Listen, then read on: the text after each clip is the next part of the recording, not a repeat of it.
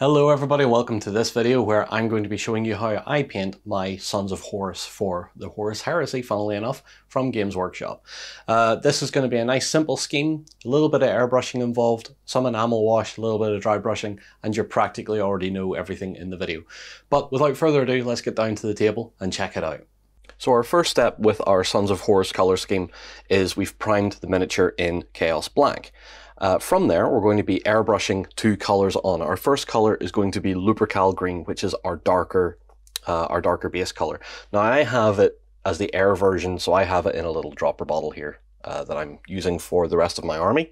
But I have it in my airbrush here, which is thinned. I think it's 3:1. I think there's 3 parts paint to 1 part thinner here. It's not very thin. Because the air paint already has a little bit of thinner in it. You know, it's a thinner paint to start with. So let's make sure the brush is working, and let's give our Marine the first coat.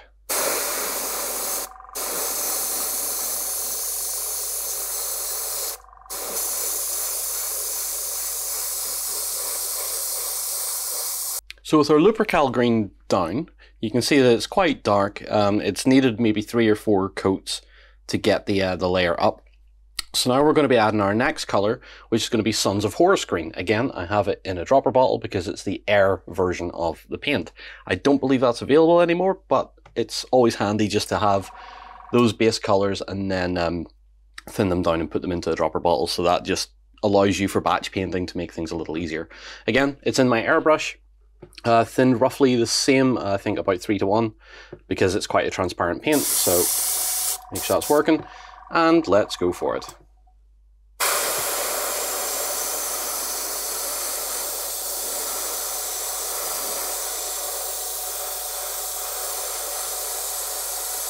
So as you can see at this point, that has brought up our colour quite nicely. What we're going to do now is let it dry, and when we come back, we'll begin with a dry brushing step.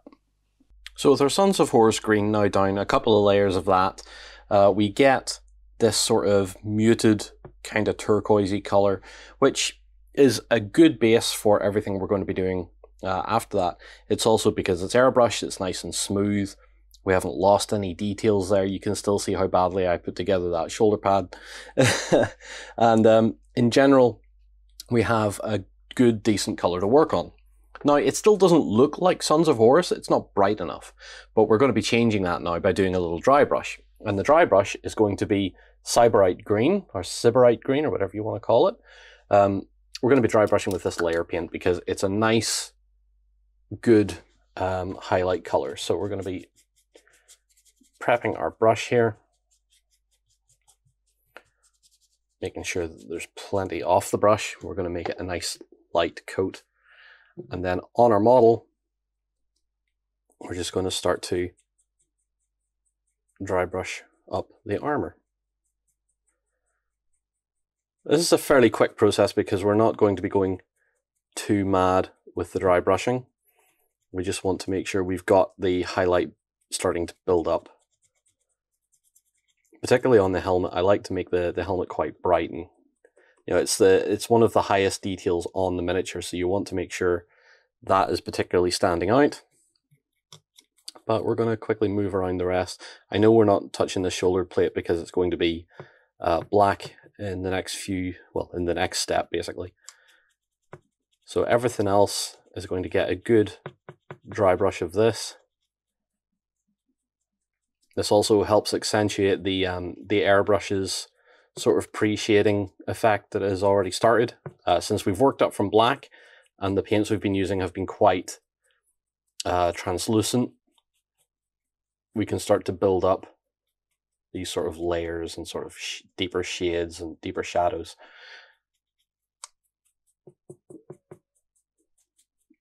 So we'll see just a little bit more, and that should be enough. So maybe a little bit more up here. Maybe accentuate this shoulder plate a little bit more from this angle, just to brighten it up. Pretty much that. I think maybe even a little more on top there might be called for.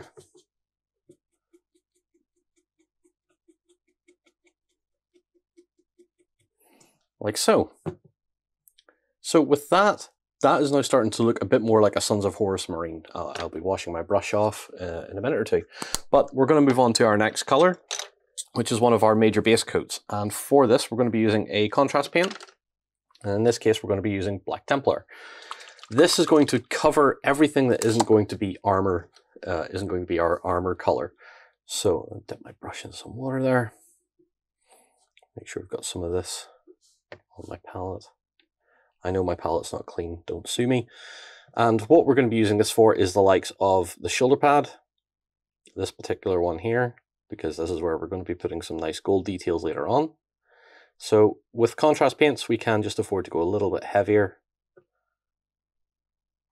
and just apply that all around like that. That should be enough. We're also going to be doing this piece on the chest and these two segmented pieces here, like that. And then we're also going to be taking in the entirety of the rotor cannon. So we're going to do everything from the barrel to the magazine, and we'll also do the armor joints and his hip holster here for his pistol. So we're going to push on with this, get all this done, and when it's dry, we're going to come back and see what our next step is. So with our Black Templar down, let's have a brief look around the miniature and show you what's been done. So the gun, obviously, the shoulder pad, the two back vents on the backpack. We have our chest piece here, which travels down into the center part of just below the belly band. And then around here we have the pistol holster, all the joints in the armor that are visible as well. So it's a pretty quick step, and particularly when you're using contrast paint. Not to worry about the quality of the finish, because there will be dry brushing on the gun, for example. I gave the shoulder pad just a second coat just to make sure that it was a good solid color. Now we're going to move on to applying transfers, which I have down here. If you can see on the other camera shot here, I have them both down here sitting damp with some water. So we're going to be applying both of them onto his right shoulder. We have the Sons of Horus symbol, and we also have the Legion number. So we have the 16 in Roman numerals, which we're going to put onto the front of the shoulder with the Sons of Horus symbol going onto the side. So let's start with the Sons of Horus symbol. I'm going to slide it up onto my craft knife. These decals are quite floppy, they're quite smooth, quite thin, so you've got to be very careful in applying them. So you'll see here, I'm just letting it slide off the knife, and while it's still pliable, we can very gently tease it around and shape it, just until we're happy with the placement of it, like that. We'll then take our Legion number, and we'll put that onto the knife as well. I know people tell me not to use a knife to do this, but that's what I'm used to, so that's how I do it. You can use a brush as well to do this. So again, very carefully place it on and then slide it and position it until we're happy where it is. It's pretty much where we want it. Just double check this one, because we did touch it a little bit. Like that. Now, we're going to take a little bit of tissue paper. So just a little piece like this. And I'm going to very carefully press the transfer down. We're doing this because we're going to get rid of excess water from underneath the transfer.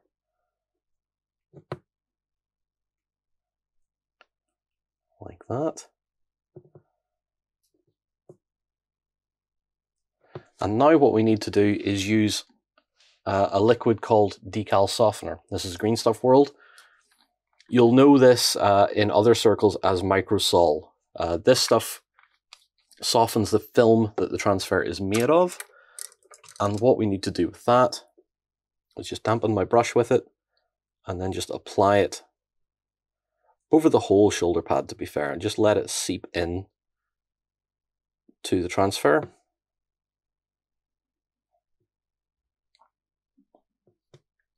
And I always love this stuff because it's quite magic when you get it right. because what you're going to see once that has set and dried is that this transfer is going to be completely flat and completely conformed to the shape of the shoulder pad. There'll be no creases in it. If there are, they're going to be so minuscule, it's great. It does take a little bit of time to work, and you might want to run your brush over it a couple of times. But apart from that, this is the magic way to do it. And when we come back, you'll see it all settled down and looking really good. With the decal softener having been left for a couple of hours to dry, we can now see how smooth those markings are, which is absolutely great. Once we have a matte varnish down on that, it's going to look brilliant. Now we're going to move on to some of our silver, and for the silver we're going to be using oily steel from Vallejo. And this is going to be applied on several parts of the gun and some of the equipment that he has on as well. So for example, on the gun, I reckon we're probably just going to paint all the whole barrel cluster in, just to make it look nice and bright. Just do all of it in there as a good solid base coat. Other parts that we're going to do, the center part of the chest. So just that piece, we'll tidy that up in a minute. We need to do the sides of the helmet, which are the little notches around his ears. There and down in there. And also on the top of the helmet.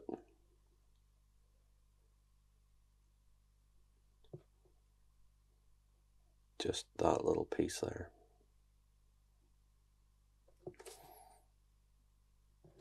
So, and around on the back, we'll paint in the snaps for the holster.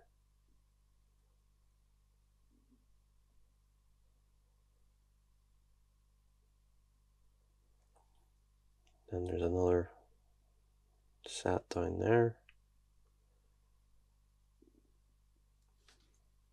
And on the backpack, we have 4 cables, so we're going to do this one, just do all 4 of them.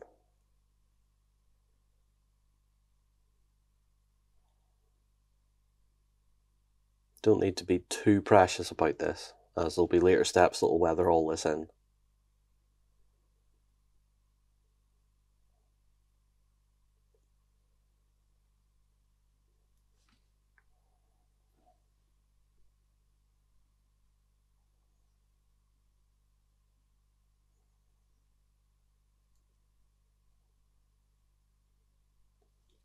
Like that. So we're going to continue on with painting the gun, and when we come back we'll have a look at our next steps and maybe a little bit of dry brushing. With our oily steel now down, we can have a look at the areas that we've done. So I've went ahead and painted a couple of little details on the gun, including the bolt, or the ejector bolt, or whatever you want to call it. I've done that silver as well to represent it being closed. We've done the rest of the gun barrel and every other detail that we talked about previously. So from there we're going to move on to a little bit of dry brushing, and for that we're going to be using a little bit of Necron compound from Citadel. So we'll just put some of that onto my brush and then just get it ready to use. And what we're going to be using this on is mainly the ammunition hopper for the rotor cannon. Maybe a little bit too much paint on the brush there.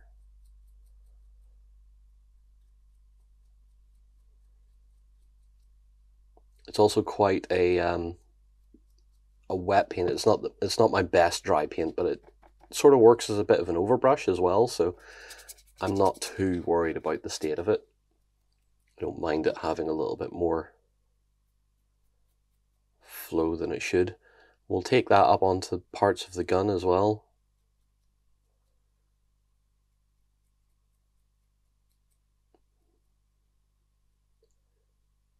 Little bits here and there.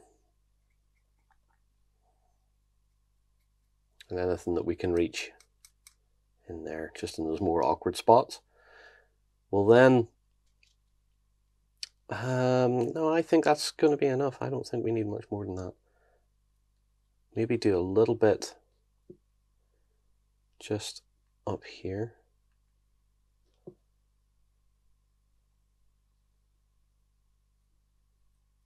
Again, just to accentuate those parts a little bit more. So from there, that's all we're going to do for dry brushing. We're going to move on to another color here, and we're going to be moving on to some of our gold and brass details. And for this, we're going to be using Runelord brass. So let's crack that open. And this is going to be used primarily on some of our detail parts that we want. So, for example, we're going to be doing all of these notches on, or these bulbous parts on the shoulder pad. Just paint one of those in. We'll also do the shroud for the end of the rotor cannon, but careful not to get into the circular details. So we'd be going quite carefully over the top of all that, just to differentiate those colors a little bit. And also the ammunition on the side of the hopper.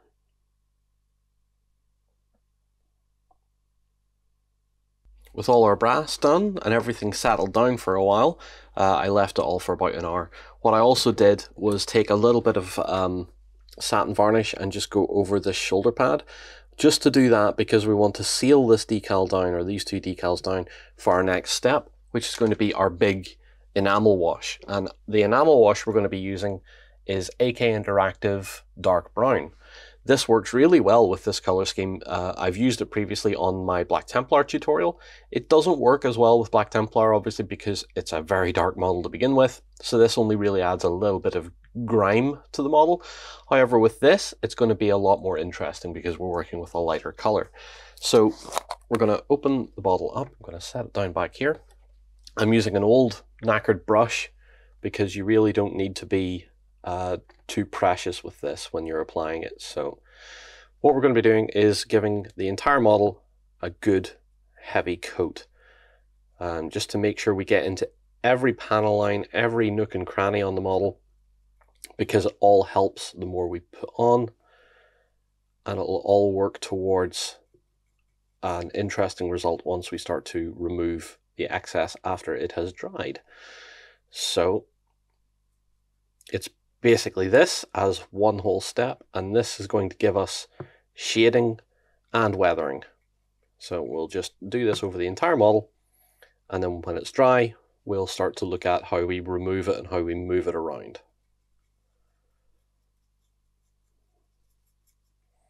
So with our enamel wash now dry, we can see just how dark that has made our miniature and how much difference that has really grimed him up. So now we're going to be working on a process to remove probably the majority of this wash, and for that we're going to be using, I have a little bottle here which is full of stuff. This is basically the mineral agent that makes up the wash. If you leave a bottle of this to settle, you get this at the top with all the pigment at the bottom. I believe it's terps. I think it's terps. So what we're going to be doing is dampening a brush. And for this, I like to use a large shade brush for this because it's got very soft bristles. It's a very rounded end on it as well. It works really well just to work over the model.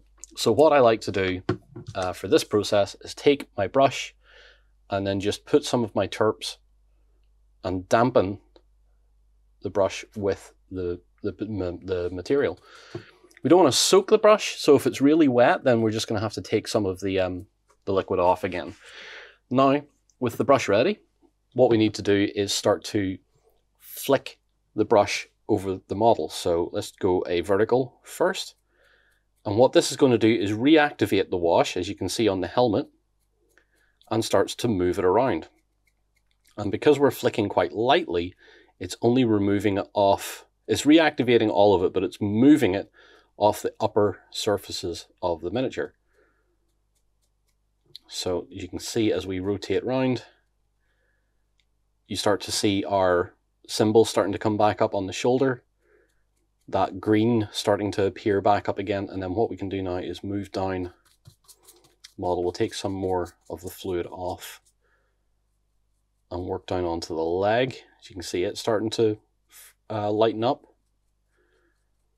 Move over the back, keeping low, keeping the brush strokes quite light, and keeping them in this vertical pattern, this vertical motion. And it all helps to reactivate and streak some of this stuff away from the upper areas of the model.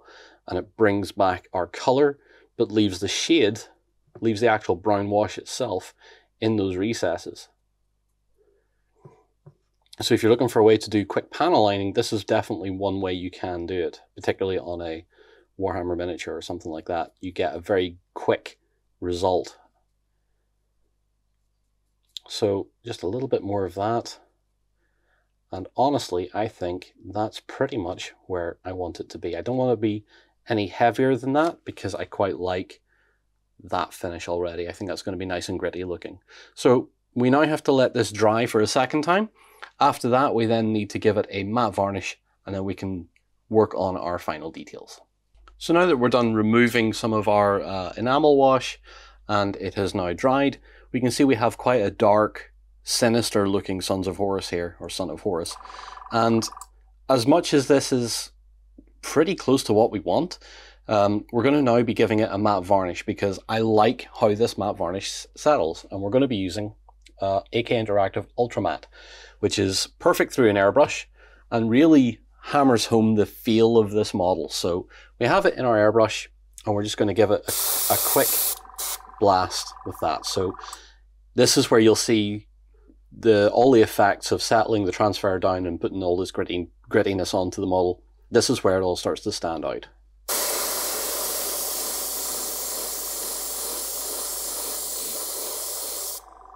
And there it is. And you can see just how much of all that work that was hidden under the slight sheen of the enamel wash immediately comes back up again, and we start to see a little bit of like the streaking on the weathering coming down the shoulder plate. Those panel lines are very nicely accentuated because of the dark wash that's in there. We have a bit of shading in there. The helmet looks great. And overall, I think we are onto our winner here. So we only have a couple more steps to do. And the first step is going to be painting the lenses of the helmet. And for that, I'm using initially white scar, which is just, we're going to say any matte white paint here. I use the Air stuff because it's thin and it works pretty well every time. So I'm going to need to get a small brush for this. And we'll move our pot into the back of our shot here. We're going to take a little bit of this white scar, and then we need to get in and paint just a base coat on each lens.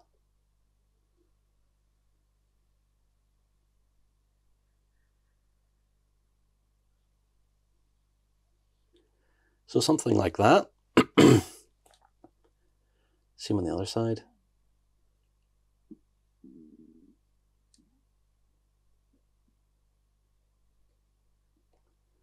Something like that. So the other place I want to add it is just on the top of the helmet here as well.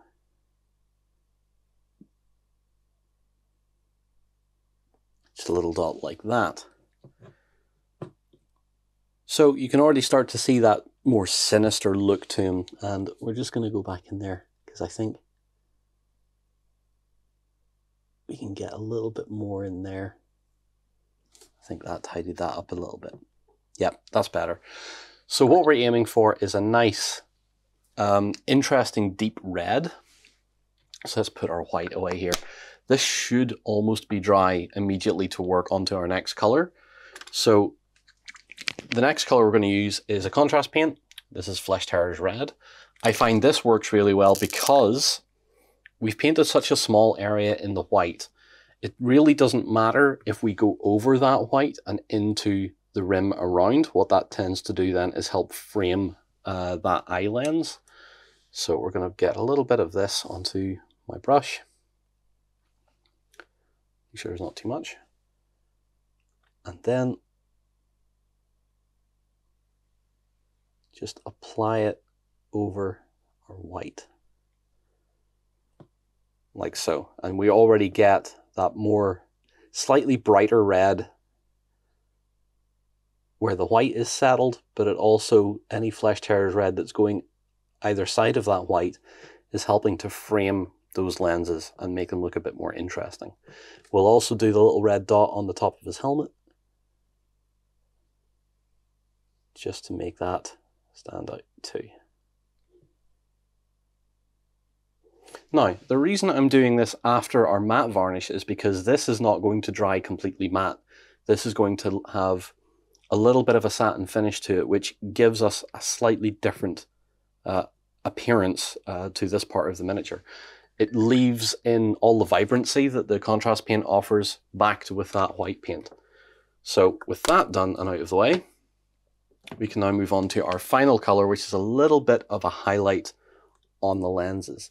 And for that, I'm going to be using, from scale 75, this red. It's basically an orange. I really can't pronounce names these days.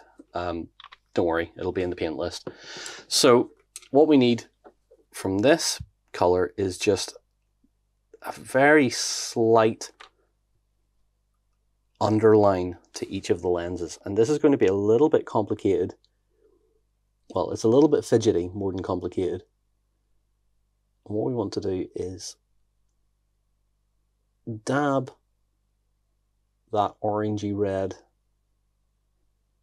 along the very bottom of the lens. Now we've managed to get it a little bit too wide there. That's okay. We can always go back in and correct that later. And on this lens, we're going to try and do the same thing.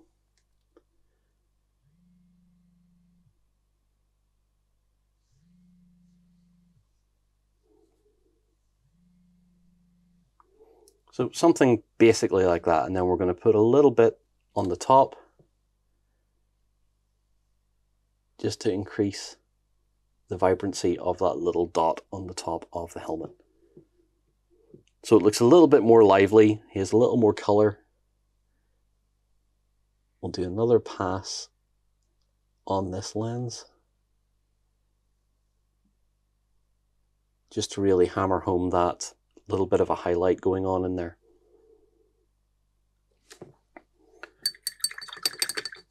So with that done, we're going to base the mini and then show you him all complete.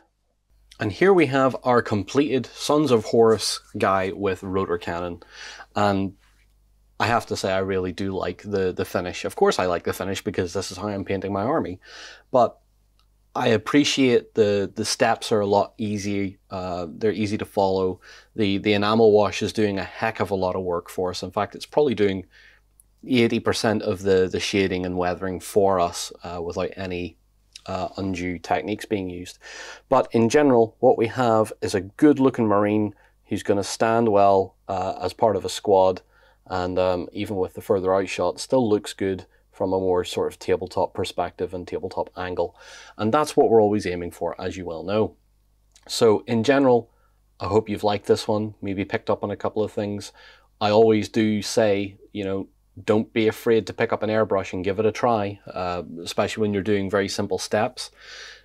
In the end, you're going to end up with something that's going to look really good and a lot more professionally painted than what a lot of people are going to think, than what it actually took. But anyway, as always, guys, thank you so much for watching. I hope you've enjoyed this one. Take care and see you again very soon. Go ahead and check out our other content on screen now. And while you're at it, why not hit subscribe and remember to ding our dong. Go on, you know you want to click it. Go on.